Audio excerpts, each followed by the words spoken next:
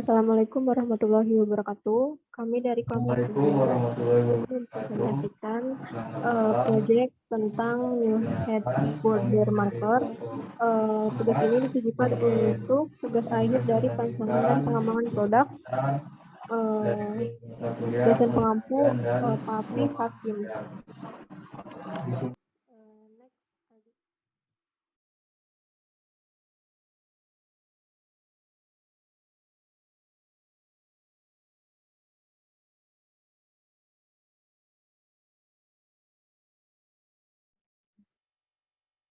Oke, di sini untuk anggota kelompok kami itu ada 3, yaitu Aldin Taurama, lalu saya sendiri, Erna Fatimah, dan yang ketiga yaitu Iqbal Maulana.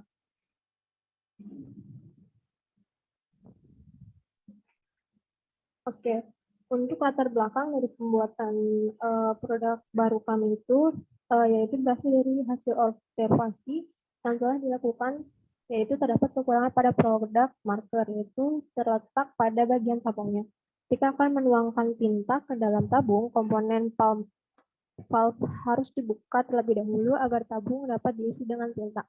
Kekurangan terdapat pada etchable marker yang mengalami kebocoran. Pada saat etchable marker akan dibuka, ketika akan mengganti etchable marker dan tips yang berbeda pada etchable marker untuk tips yang kurang praktis. Hal ini sangat berdampak pada para penggunanya karena sistem kerja marker yang kurang berfungsi dengan baik, mulai dari kurang praktisnya bentuk etchable marker. Selain itu, kekurangan juga terdapat pada tutup tabung komponen pump valve yang sulit dibuka.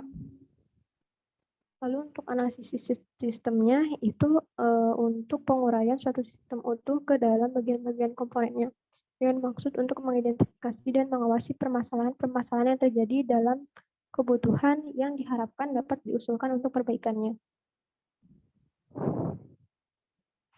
Nah, untuk analisis fungsionalnya itu untuk analisis kebutuhannya itu ada 2, yaitu fungsional dan non-fungsional.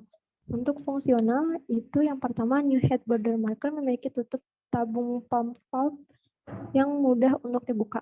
Lalu untuk new head border marker ini memiliki tempat pengisian yang lebih efisien, tidak menimbulkan kebocoran. Lalu untuk new head border marker ini gampang digunakan. Untuk analisis non-fungsionalnya ini ada 2, yaitu new head border marker dapat disimpan dengan mudah. Lalu untuk new head border marker ini merupakan produk yang ramah lingkungan. Ya, kemudian ada tujuan pengembangan produk.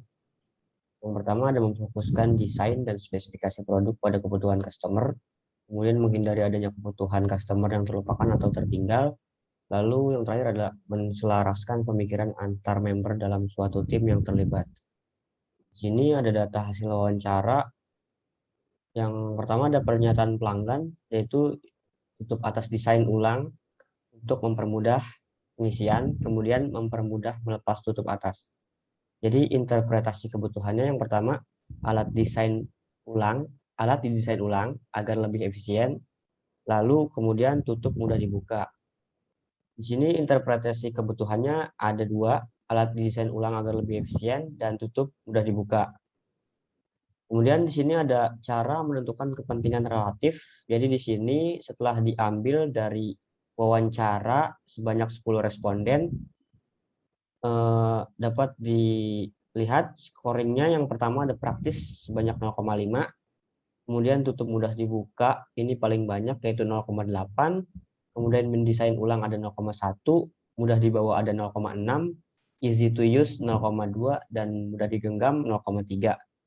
Kemudian dari desain produk, yang pertama ada karakteristik kebutuhan dan keinginan customer, kemudian menentukan kepentingan relatif. Metode yang digunakan adalah scoring.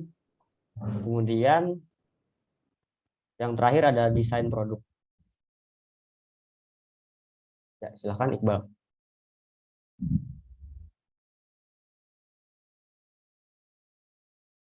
Bal di mute, Bal. Dari di sini ada deskripsi produk, dari produk yang kami buat dan hasil dari observasi yang telah dilakukan, terdapat kekurangan pada produk marker tersebut, yaitu terletak pada bagian penutup tabung. Nah, ketika akan mengisi tinta ke dalam tabung, penutup tabung tersebut harus dibuka terlebih dahulu supaya tabung dapat diisi dengan tinta.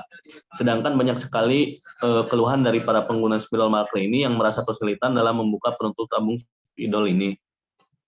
Nah, dalam upaya mengembangkan sebuah produk ini, kami mencoba mengembangkan sebuah produk untuk meminimalisir masalah pada produk spidol marker ini, yaitu dengan cara pengisian tinta yang mudah tanpa harus membuka penutup tabung spidol, yaitu dengan cara menambahkan penutup spidol marker ini dengan bahan elastis, yaitu karet pembuka yang terdapat pada gambar nomor 3, yaitu caranya hanya dengan menarik bagian bawah dari ujung anak panah, lalu menariknya ke arah atas anak panah, yang tentunya akan memudahkan para pengguna spidol marker ini untuk melakukan pengisian tinta.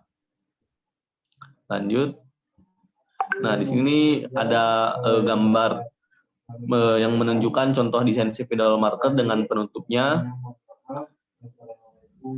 Lanjut. Terus gambar selanjutnya menunjukkan gambar spidol marker yang telah dibelah menjadi 2 bagian dan dilihat dari 2 sudut pandang yang berbeda, yaitu dari tampak samping dan tampak depan. Lalu ada gambar karet pembuka dan penutup, bagian tengah penutup tabung spidol markernya. Baik, terima kasih pemaparan dari kelompok kami.